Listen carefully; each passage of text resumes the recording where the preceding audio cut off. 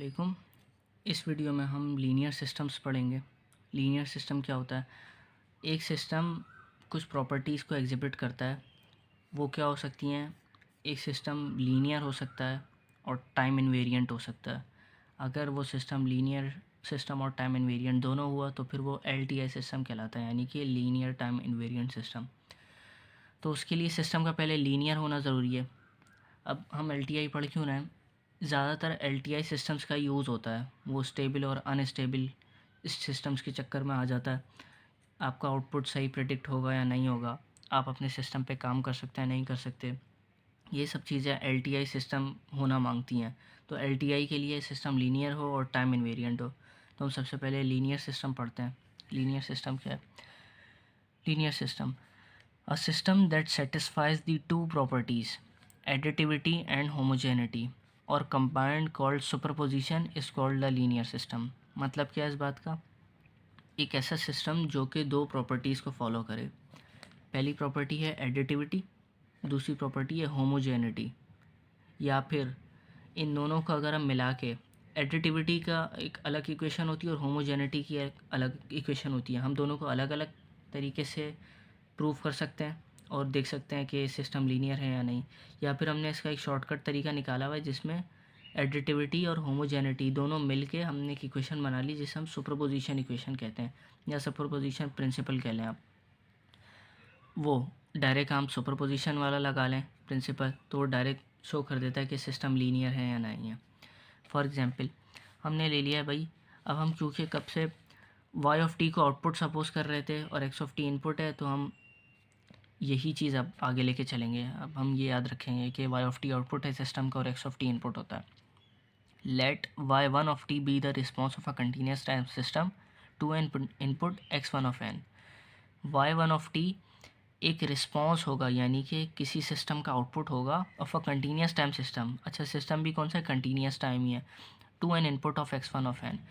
बात यहाँ पे ये हो रही है कि एक सिस्टम है जिसका input x one of n है और उसी सिस्टम का output y one of t है, बल्कि ये होगा x one of t. Time में बात कर रहे हैं ना, कंटिन्यूस में, डिस्क्रीट में होता वो तो एक्स वन ऑफ एन। तो ये जो एक्स वन ऑफ टी जो है सिस्टम का इनपुट, वो होगा किसी का x one of t input है और उस सिस्टम का आउटपुट होगा वाई वन ऑफ टी। इसी तरीके से हमने बोल दिया कि भाई let y two of t be the response of a continuous time system to an input of x two of t. एक और सिस्टम है जिसका इनपुट होगा एक्स टू ऑफ टी और उस सिस्टम का आउटपुट होगा वाई टू ऑफ टी। ये दो सिस्टम होगा अलग अलग। Now the system is linear if, ये जो है ना, ये बात ऐसे हो रही है कि जैसे एक न्यू बना लेता हूँ। ये एक ओवरऑल सिस्टम है, इसके अंदर एक सिस्टम वन, सिस्टम टू। ये जो सिस्टम है, इस सिस्टम का इनपुट है एक्स वन ऑफ टी और इसी सिस्टम का output y one of t, और इस सिस्टम का input x two of t है और इसी सिस्टम का output y two of t. अब ये दोनों एडिटिविटी को फॉलो करेंगे। ये एक सिस्टम के हमने दो पार्ट्स किए हैं अपनी अपनी मर्ज़ी से, ताकि हम लीनियरिटी चेक करें। सिस्टम हमारे पास एक ही है, एक्स ऑफ टी जिसका आउटपुट वाई ऑफ टी है। ऐसा सिस्टम, बस एक्स ऑफ टी इनपुट है, वाई ऑफ टी उसका आउटपुट है बस। लेकिन हमने उसको जानबूझ के दो सिस्टम में तोड़ा है। वो क्यों तोड़ा, वो आगे देख लेते हैं। Now the system is linear if the response of x one of t and x two of t is y one of t plus y two of t. अगर हम ये जो हमने अपने सिस्टम को दो सिस्टम में ब्रेक किया है, एक्स वन ऑफ टी और एक्स टू ऑफ टी, अगर हम इन दोनों के इनपुट्स को ऐड करें ना, तो उसका बिहेवियर आउटपुट पे भी शो होना चाहिए। उसका बिहेवियर आउटपुट पे भी रिफ्लेक्ट हो। क्या? जब हमने एक सिस्टम के इनपुट को दूसरे सिस्टम के इनपुट को ऐड किया तो वो इसके बराबर हो जाए कि मैंने दोनों सिस्टम्स के आउटपुट को ऐड किया। अब इसको समझें आप, ये एक सिस्टम का इनपुट है, ये उसका आउटपुट है, ये दूसरे सिस्टम का इनपुट है, ये उसका आउटपुट है। अगर मैं इन दोनों सिस्टम्स के इनपुट को ऐड करूँ ना यहाँ पे, तो फिर वो इसी चीज़ के बराबर होना चाहिए कि मैंने दोनों सिस्टम्स के आउटपुट को ऐड किया। ये एक तरीके से लेफ़्ट हैंड साइड और राइट हैंड साइड जैसे हम प्रूव कर रहे होते हैं, ये वो कर रहे हैं हम काम। अगर ये चीज़ प्रूव हो रही है तो वो एडिटिविटी की प्रॉपर्टी को फॉलो कर रहा है। दूसरा क्या है? The response of a x one t is a y one t where a is complete complex constant. यानी कि अब जो सिस्टम है मेरा, एक्स ऑफ टी और आउटपुट है उसका वाई ऑफ टी। अगर मैंने उसके इनपुट को किसी वेरिएबल से मल्टीप्लाई करवाया जो कोई भी कांस्टेंट होगा, एक्स ऑफ टी इनपुट है, मैंने उसको जैसे 2 से मल्टीप्लाई करवा दिया, तो वही 2 जो मैंने मल्टीप्लाई करवाया ना इनपुट पे, वो आउटपुट पे भी एक तरीके से मल्टीप्लाइड होकर शो हो। अगर ये चीज़ प्रॉपर्टी हो रही है प्रूव उसमें, तो वो रिस्पॉन्स होमोजेनिटी को फॉलो कर रहा है। या फिर बाय यूजिंग सुपरपोजिशन भी यूज़ कर सकते हैं। सुपरपोजिशन क्या है? अब ये property transform of a1x1t plus a2x2t।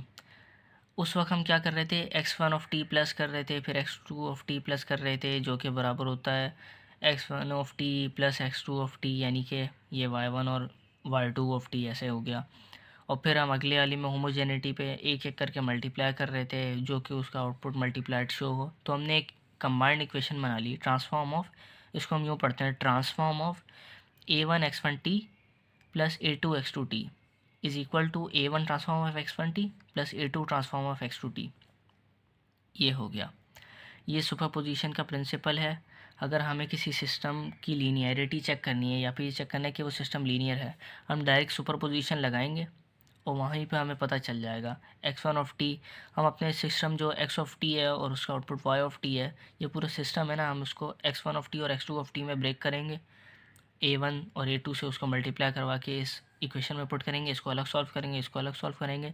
Left hand side और राइट हैंड साइड जब बराबर आएंगे तो हम बोल देंगे सिस्टम है लीनियर। अगर नहीं आएंगी तो बोल देंगे, वहीं पे रुक जाएंगे कि सिस्टम लीनियर नहीं है, तो इसकी वजह से ये सिस्टम LTI नहीं है, यानी कि लीनियर टाइम इन्वेरिएंट नहीं है, ये नॉन लीनियर है।